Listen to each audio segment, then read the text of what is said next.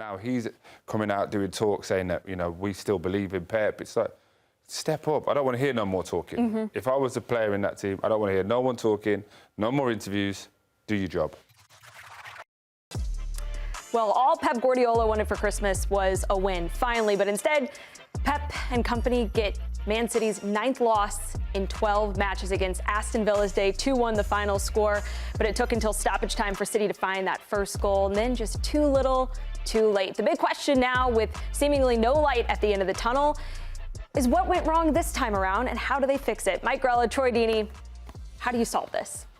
Yeah, that's a good question. I mean, if Pep Guardiola can't figure it out, he's one of the best managers of all time, then we're going to have a trouble figuring out too. But we could make a couple suggestions. And one of the suggestions for me is when I watch them play and how they concede goals is continuing to play with a high line. A little bit of stubbornness, a little bit of ego getting in the way because he's continued to do the same thing over and over again.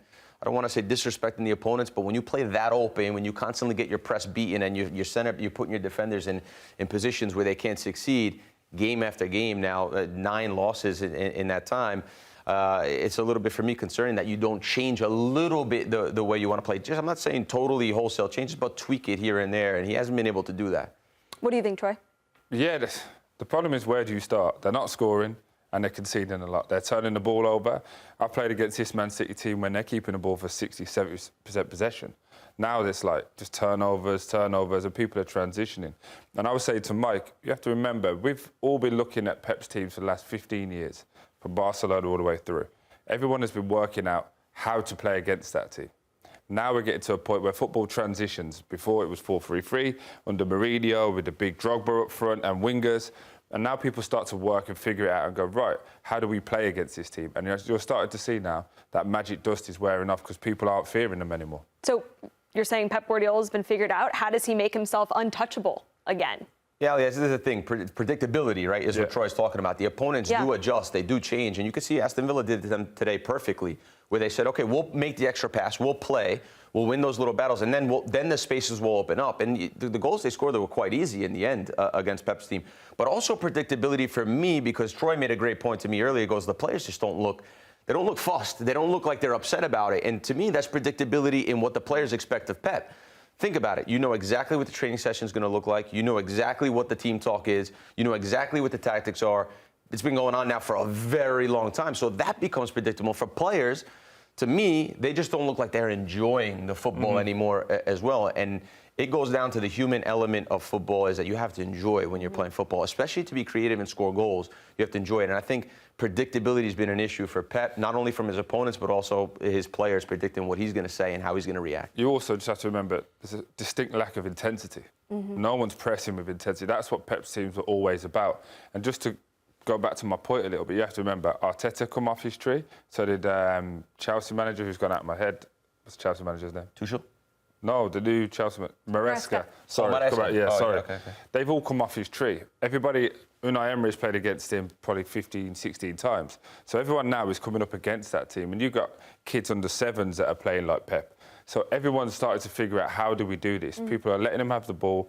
When you transition, go with pace, because these guys don't want to run as much. And I also say, Aly, as well, I always say that football is a poor man's game, or a poor person's game, right? And it is, because you have to be hungry to play it. You have to be aggressive to play it. You have to feel like you want to suffer a lot, because the game now, you have to run a lot, you have to sacrifice a lot. And so I don't mean it in that way with Man City, but I also mean it in the way that they've won the treble not too long ago, right? They've won these things. They've been through the difficult moments. And now sometimes you wonder, when they need to put effort, when they need to put energy, sacrifice into the game, suffer a little bit to win these games, get out of this rut, do they have that really hunger, that fire inside them? And it doesn't seem so in the last run of form now. Yeah, and their opponents have been feasting on that lack of hunger and intensity that we've seen. And one thing that we've seen a lot in our conversations about Manchester City is the panic meter. So where does the panic meter stand this time around after that loss today to Aston Villa?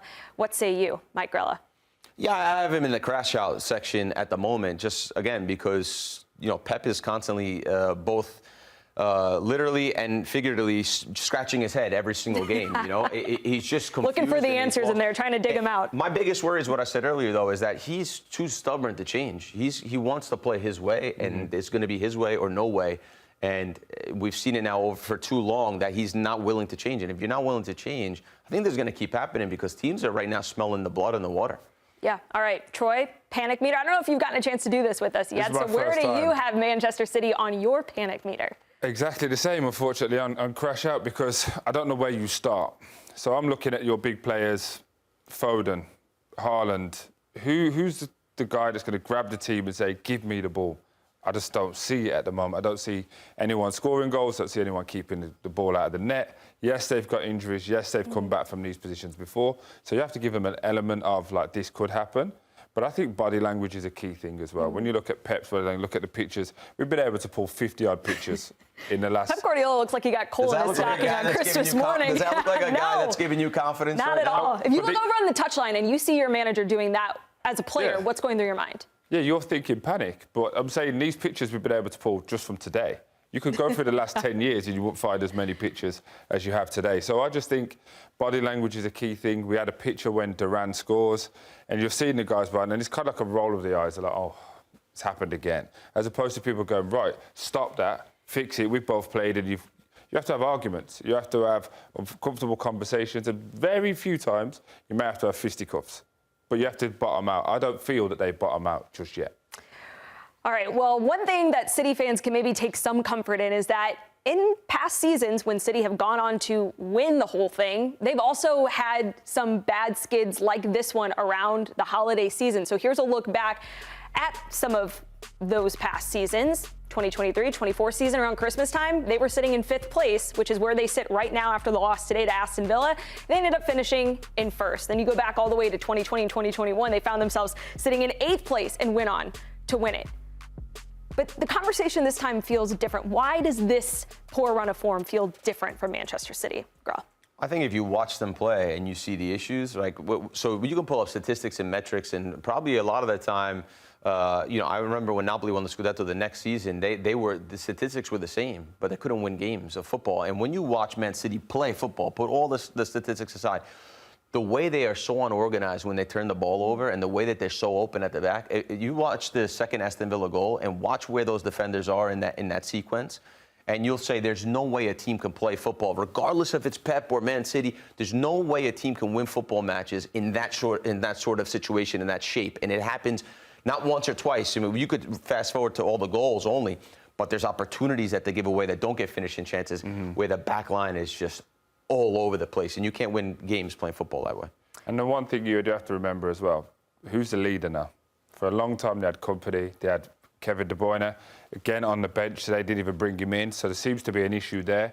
I just feel like they've changed too much too quickly. There's not many leaders in that team now, and Real Madrid do it the best for me. There was Marcelo, now they've had Cruz, they've had Modric, who teach these new guys the Real Madrid way when they come in. Yeah. This is how you're supposed to do things.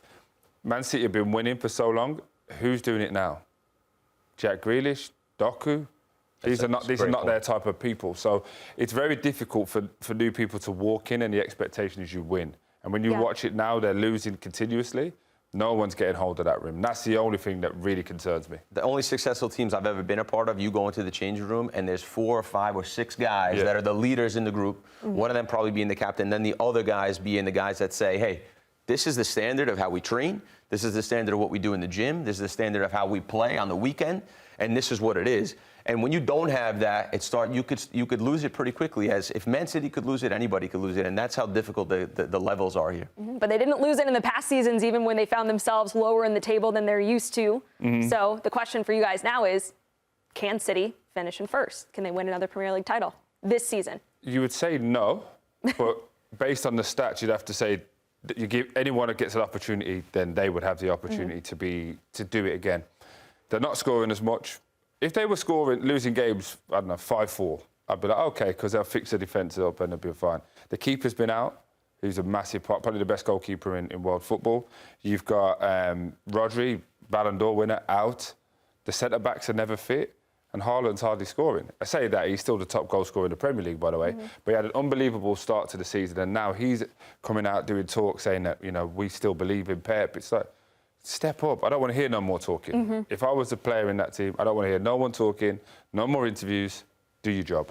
There's skids and then there's this, and then there's scratching your head to the point where you're bleeding, right? And so I think that he's a little bit perplexed at the moment of how to fix this issue, and I think the answer might have to be that he has to change things around, and he's not going to do it. So I think this kid is different than other ones, and I don't see them getting first this season. Tough times for Manchester City around the holiday season. A 2-1 loss, to Aston Villa today has them in 5th place in the Premier League standings.